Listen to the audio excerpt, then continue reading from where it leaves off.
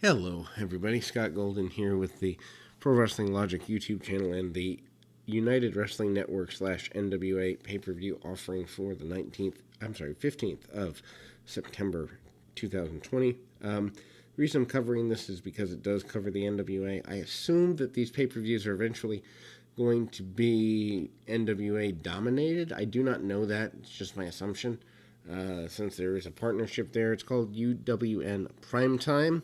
Unfortunately, this is plagued by a lot of stream issues that Fight TV had. It's one of the reasons I still, even in 2020, don't particularly like online streaming, because if you get a good stream, you're great. If you get a bad stream, you're not. And if the streaming company has an issue, everybody is very messed up. Anyhow, doing my best to cover this because I support the NWA mission, and I actually will go into the NWA section on my YouTube channel just because NWA talent is featured.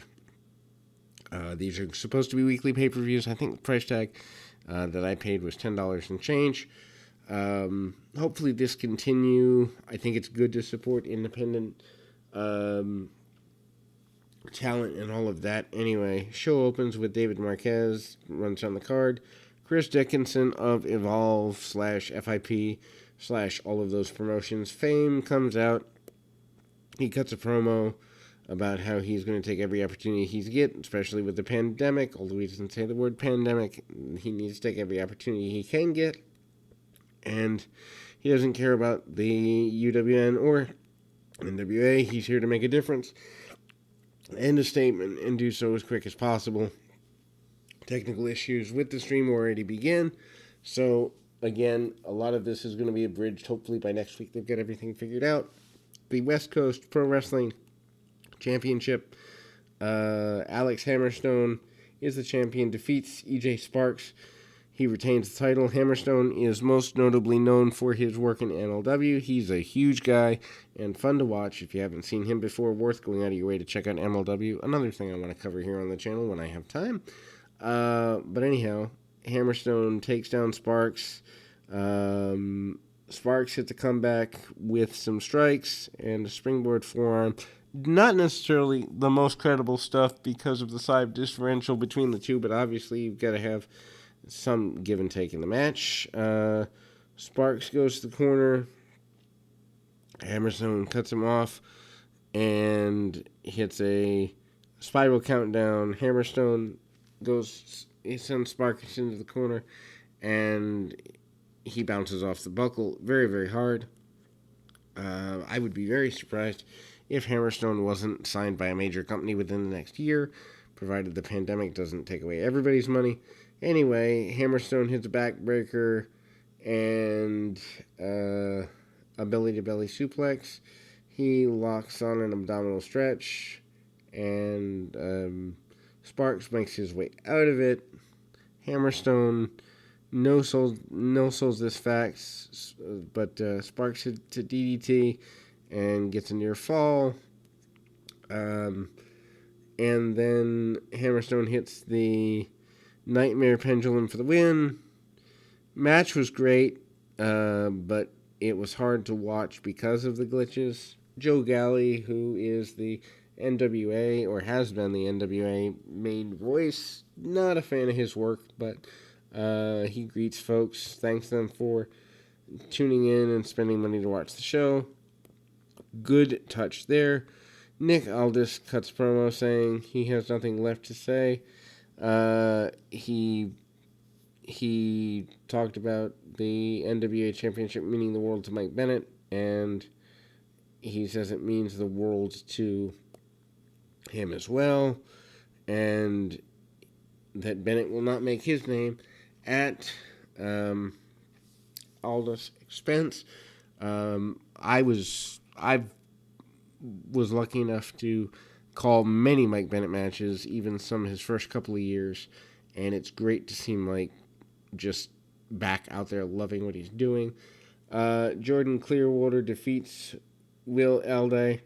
Alday tries for the head scissors.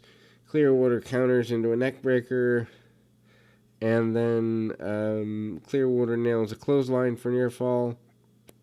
Alday hits a frog splash for near fall, and then a suplex.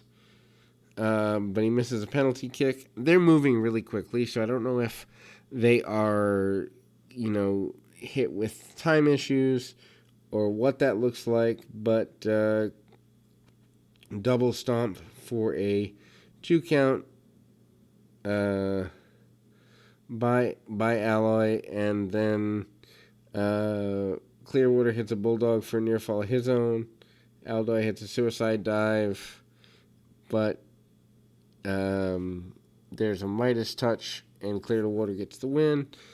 I don't know. I mean, this was incredibly hard to watch.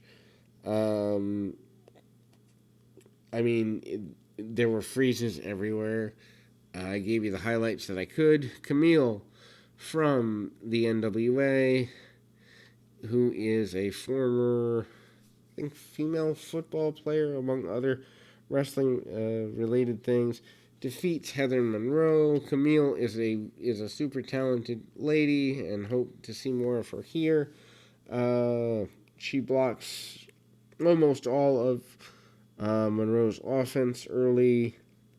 Monroe tries to use a sleeper, but Camille hits a running elbow and several uppercuts and a gut wrench suplex, sets up a spear. Monroe rolls to the outside. Camille hits a fireman's carry on the floor, but Monroe shoves her into the ring post. This was well done. She then starts to work over the arm. Not exactly the smartest thing. And they're back in the ring. Camille manages to hit a Samoan drop, but can't follow up because of the damage done to the arm, which I guess is good selling. And Monroe continues to work over the arm, and Camille ducks a kick and goes for the torture rack. Couldn't lock it down due to her shoulder and arm being messed up. Camille hits a neck breaker. Instead, Monroe kicks out. Monroe goes for the dress to kill. Camille powers out and hits a spear for the win. Good win for Camille. I think she gave away a little too much in the match, but then my last run with her, she was basically untouchable in NWA, so we'll see where she goes here. Eli Drake cuts promo,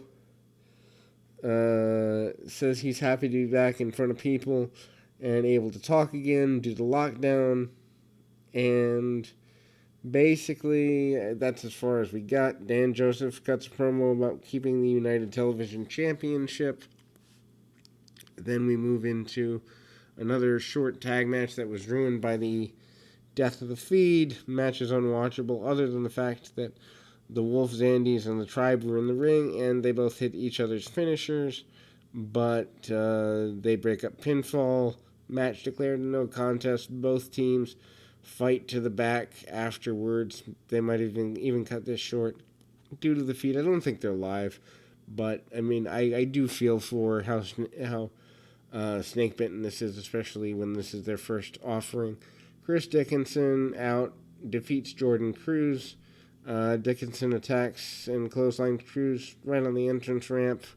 He introduces himself and cuts a promo about how he needs competition, and Dickinson hits a series of kicks and stomps, and Dickinson locks on a half crab, and he hits a suplex for near fall. Cruz hits a Rana, but it wasn't enough. Dickinson blocks a running bulldog and hits a massive Death Valley driver for the victory. Championship match, as we see the United Television Champion, Dan Joseph, defeat Levi Shapiro. Shapiro has loaded the glove in the past. The announcers point out that he uses the claw with the gloved hand, and I guess he's got a running injury, a la Iron Mike Sharp, where the tendons in his arm heal tightly or something. They are really trying to get things over here. And Joseph hits a drop kick, and the ref messes up despite there actually being a kick out. So I guess the finish got messed up. The stream starts to go wonky again, and we may or may not have a new champion. Perhaps they will address this next week. Main event time. Mike Bennett and Nick Aldis did the best they could with what's here. Bennett takes it right to Aldis and series of chops and strikes. Bennett goes for a spear. Aldis dodge. Referee out early. Maria stops Aldis from grabbing the belt. Camille comes out and drives Maria away. And Bennett hits a flying crossbody off the ramp onto Aldis. The camera doesn't get all of this. Aldis hits his attempted finish for near fall. And Bennett hits a super kick and a discus clothesline for a near fall. And then Bennett hits elbows to the neck. Aldis fights back, hits a tombstone piledriver and a flying elbow for a near fall of his own. Bennett then hits a superplex and a spear. Aldis kicks out. Bennett hits another super kick and then a pile driver. Bennett is on fire here and probably the best he's been allowed to look in many a moon since WWE basically killed off any momentum he could have had. Bennett crawls over to make cover. Aldis gets foot on the rope in a super close near fall. Maria grabs the title, hands it to Bennett. Bennett thinks about using it as a weapon. Goes for the pile driver a second time. Aldis countered. Aldis catches Bennett with a dive off the top or middle rope into a Texas Cloverleaf, which was a masterful thing. Bennett screamed, "I need this," and tries to make it to the rope, but Aldis keeps dragging him back to the middle of the ring, and Bennett passes out. Awesome match, but the glitches in the stream kill it a bit, obviously. And everybody goes hard.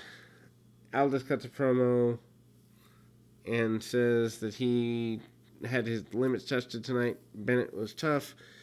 He said he wins 51-49 and he didn't like those odds tonight, but he's happy to continue to hold the NWA Championship. He said he'd put it up against anyone in the world. He finished saying Bennett is absolutely a pro wrestler, but he wasn't the natural treasure. I'm more than happy to see this again next week, but hopefully the stream issues are worked out. We'll be back with more action right after this.